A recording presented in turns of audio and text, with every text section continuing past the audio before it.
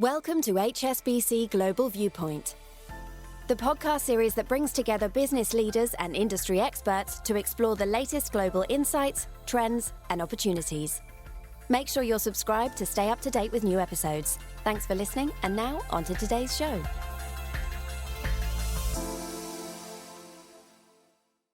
This podcast was recorded for publication on the 10th of October 2024 by HSBC Global Research. All the disclosures and disclaimers associated with it must be viewed on the link attached to your media player. And don't forget that you can follow us on Apple and Spotify or wherever you get your podcasts. Just search for the Macro Brief.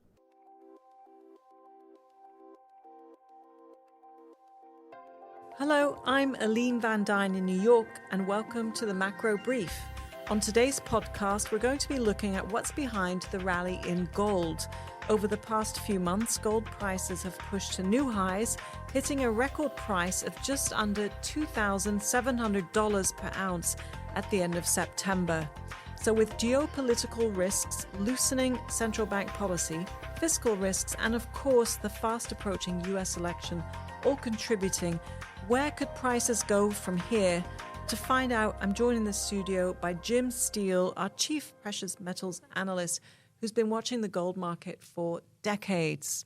Jim, welcome, and let's get straight to it. Why has gold been rallying?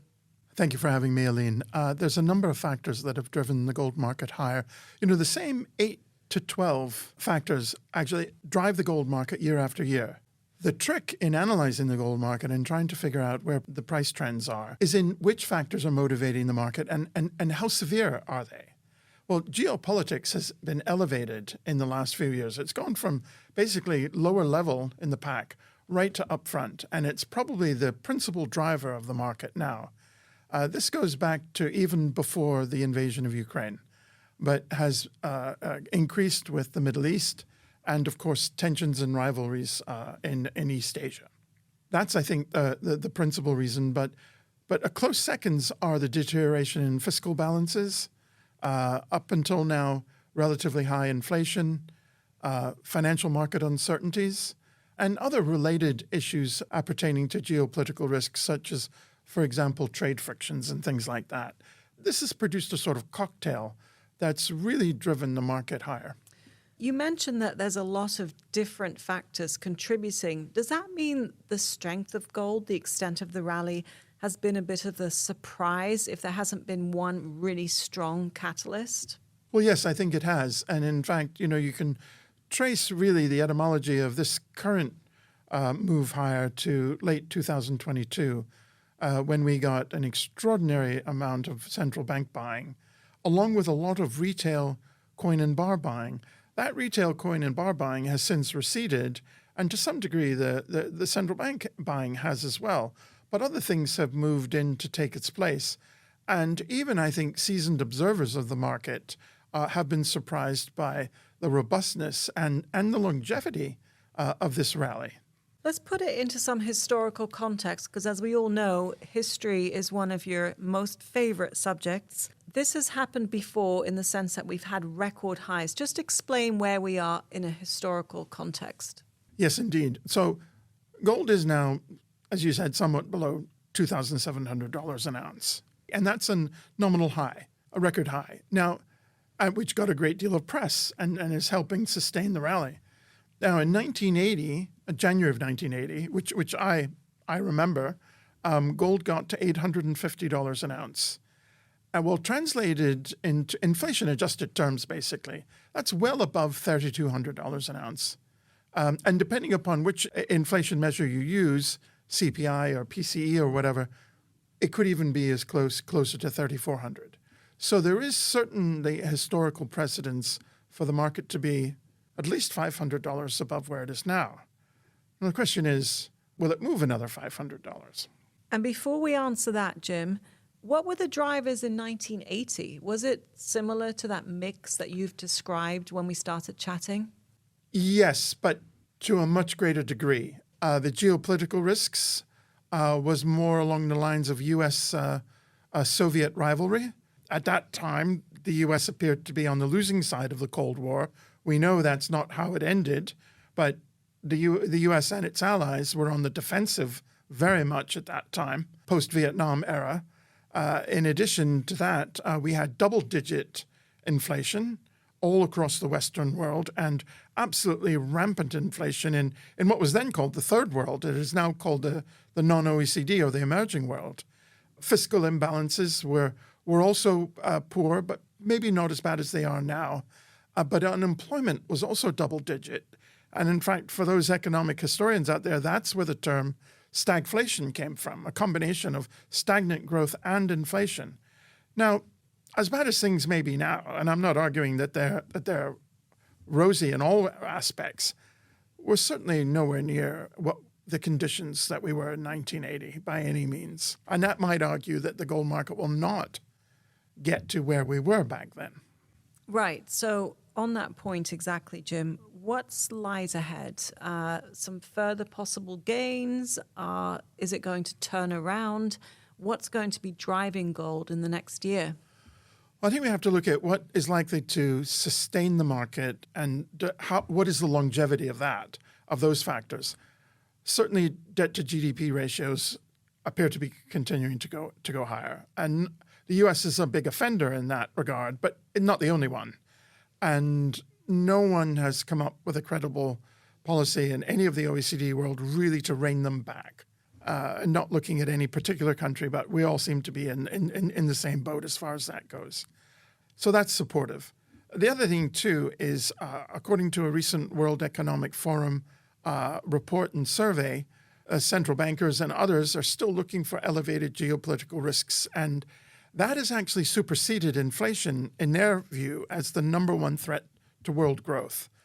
So geopolitical risks are likely to sustain themselves. I certainly don't see any near-term conclusion to any of the hotspots around the world. Now, we will have an election. The U.S. elections are predictable. We know when they're going to happen. We know there's going to be a result. That might take some uncertainty out of the market. Also, we have real deterioration in the underlying physical markets. Over 50% of all physical gold is purchased in the jewelry markets. 70% of that is in the non-OECD markets. And they're very price sensitive. And at these prices, jewelry demand is declining. Bar demand is under pressure. Coin demand is under pressure. So unless investors on the paper markets, asset managers, portfolio managers, people like that, unless they keep assuming more and more gold that is left on the table by the lack of physical activity, then prices will recalibrate lower. I think the other thing, too, you've got to watch is that the stimulus packages, if in China, if they galvanize the property or the equity markets, that would reduce a reason for the safe haven buying we've seen coming out of China. Really interesting, Jim, but I wanted to just pick up on a point you mentioned about jewelry, bringing it back to something that probably most of our listeners can relate to, jewelry that people have lying around. How much of the jewelry is being sold when prices reach these highs? Is that a source of new gold? Yes, it is. And that you put your finger right on the major supply increase. When I first started covering the gold market, 10 or 15% of supply was covered by recycling, sometimes less.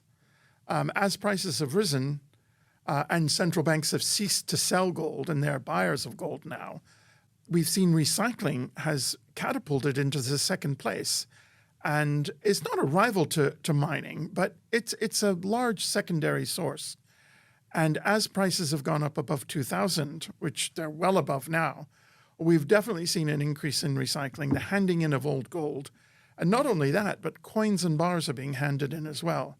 And this is seriously increasing the supply of gold, regardless of the fact that we think mine supply will be up next year. Anyway, at these prices, you can imagine producers are willing to squeeze out every ounce that they can. But the variable, the elasticity in the supply is in the recycling market, and that is going up rapidly. And does all that gold that individuals sell, rings, etc., does it just get melted down and gets reused in the same way that newly mined gold is? Yes. Okay. Gold is never consumed, unlike coal, unlike oil, unlike grain. It is stored in some aspect somewhere, and that goes right back to antiquity. One might have gold that is from ancient Egypt, You don't know. Probably not, but it's in. It's an interesting possibility. It is. It's in a vault. It's in your drawer. It's somewhere. Interesting, Jim. So going back to the here and now, what can investors expect in terms of the gold market in the coming months and in 2025? Well, we have a lot of momentum buying in the market. We have a lot of CTAs. We have a lot of technical buying, and frankly, they're not going to retreat from the market until they get a strong sell signal, which would mean a big correction. Until then, I think we're likely to try to press higher. On the geopolitical front, something could happen. I'm certainly not saying it will, but one could look for a deterioration, an escalation in tensions in any one of a number of places. We still have a problem with fiscal imbalances. We could very well be pushed up to near that $3,000 level, but we do not think that would be sustained. And we do think the market would retreat. One point, and I would emphasize again, I think I mentioned earlier, is that gold has rallied in expectation of monetary easing. But if you look at the last 6 Fed easing cycles, gold stops rallying as you start the easing cycle. And I think the way to look at it is that markets, including the gold market, are anticipatory. So if we're not going to get a further push higher, or say not a substantial push higher from a rapid group of rate cuts, which we're anticipating, then that could take some of the wind out of the sails. And also our FX team are forecasting a firmer dollar. And that too would weigh on the gold market. So in some ways, we've had the gold rush, but it's still looking pretty solid.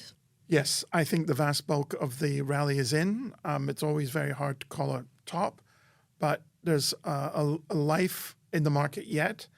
But we do see the more bearish clouds on the horizon. Jim, thank you so much, and really appreciate also the look back in history. Thank you, Elaine, and thank you everybody for listening. Before we go, here are a few highlights from the rest of the team here at Global Research.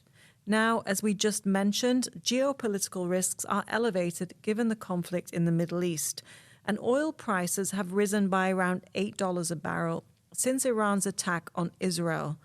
Kim Fustier, head of European oil and gas research, says that although the situation remains highly uncertain, spare capacity from the OPEC Plus members should help to absorb any oil supply shocks. Geopolitics has also contributed to elevated freight rates. So could these higher costs hamper progress on disinflation? Well, Shanella Rajanayagam, trade economist, thinks that these concerns might be overdone, with her analysis finding that higher shipping costs only have a relatively small impact on core inflation. Meanwhile, in the FX markets, emerging market currencies have been energized by the Fed's easing cycle and China's policy stimulus. The question is, can this last? Paul Mackel, global head of FX research, is cautious. He says that large unknowns about China and the global economy, as well as uncertainty around the US election, could lead to substantial FX volatility. So if you'd like more details on anything we've discussed today, please email askresearch@hsbc.com. You can also follow us on LinkedIn at #HSBC Research. That's all we've got time for today. Thanks for listening, and please join us again next week here on the Macro Brief.